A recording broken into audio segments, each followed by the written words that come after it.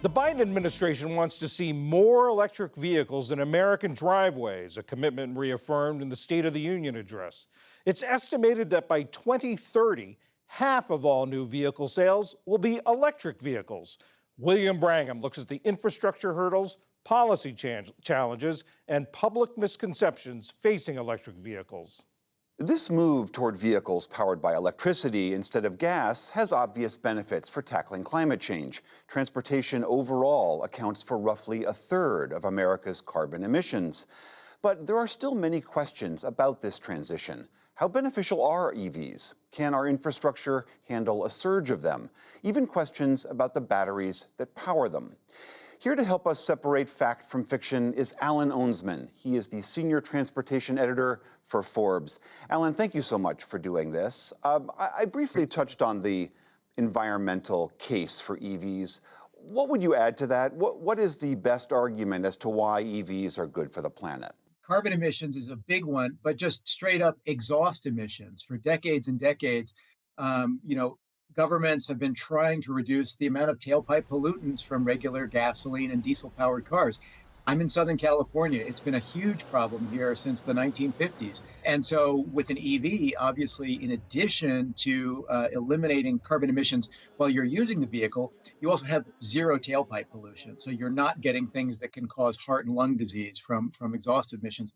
Okay, so the cars themselves are not burning fossil fuels, but when you go to charge those vehicles, sometimes that electricity itself has been made by burning coal or gas.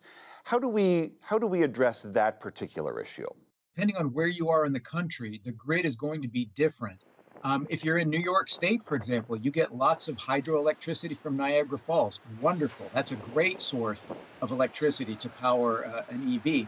There are other states that still use a significant amount of coal and natural gas, and there are carbon emissions and air pollution emissions associated with both. The argument in favor, though, is even in that case, in grids that have somewhat dirtier energy inputs, it's easier to control the pollution created at the plant than at your tailpipe. Even in parts of the country where they are still relying on a lot more carbon intensive forms of electricity, it is getting better because more renewables are coming all the time. Lots more solar, lots more wind in particular.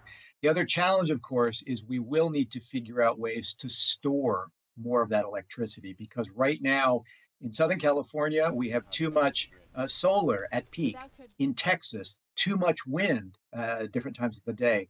So you have more power coming in than the grid can even handle. And so to solve that, we've got to figure out better, more efficient ways to store all of that electricity. One of the big things that you hear in EV circles is what's called range anxiety, the idea that you'll get out on the road and your battery will be drained and you won't have access to a charging station. Except for certain regions in the country, that is still a huge impediment, isn't it? It really is. In terms of charging infrastructure, it's very inadequate right now. There's just no way we have enough chargers at the moment to support massive numbers of additional EVs across the country. California probably has the highest penetration per capita of EV chargers. And even here, they're not ubiquitous. We need more of them everywhere. As you referenced earlier, there is a federal push to really change that. A lot of new money going for public charging. So things are happening. But today, it's generally tough to do maybe a cross-country drive conveniently with an EV. About those batteries themselves, one of the things you hear a lot of skeptics say is, well, don't forget about what it takes to make those batteries, the minerals that go into them, how those minerals are mined. What are some of the problems on that front? That is a real challenge. Lithium-ion technology is really what we have today, and it has improved dramatically over the last 20 years. But it does rely on a very complex global supply chain. Lithium coming from places like Argentina and South America and Australia, and cobalt from the Congo, and nickel coming from Russia. It's expensive, and there is great demand for all of those raw materials. Lithium has some environmental impacts in terms of how it is mined and produced. It can be very water intensive, and sometimes that can be a problem for places that don't have that much water to begin with.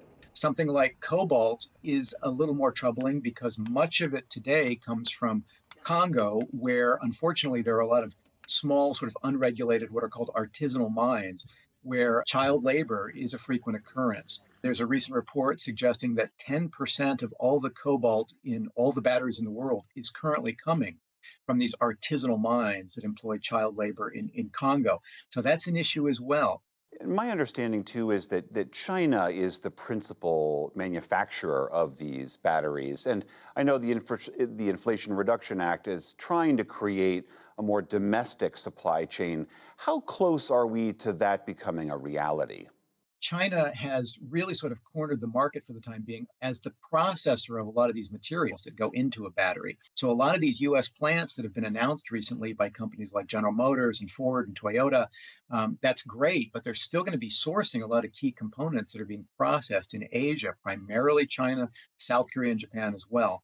There is a push to localize more of that processing and fabrication of those materials. There are companies like Redwood Materials, which recently has announced it's going to begin production of cathode and anode materials in South Carolina and Nevada. But that's just one company, and we are still going to be in a situation for several years where the bulk of these raw materials and the processed materials needed at these battery plants, they're going to be coming from overseas, primarily Asia. All right, that is Alan Ohnsman of Forbes. Thank you so much for helping us wade through all of this. Thanks. Thanks for having me.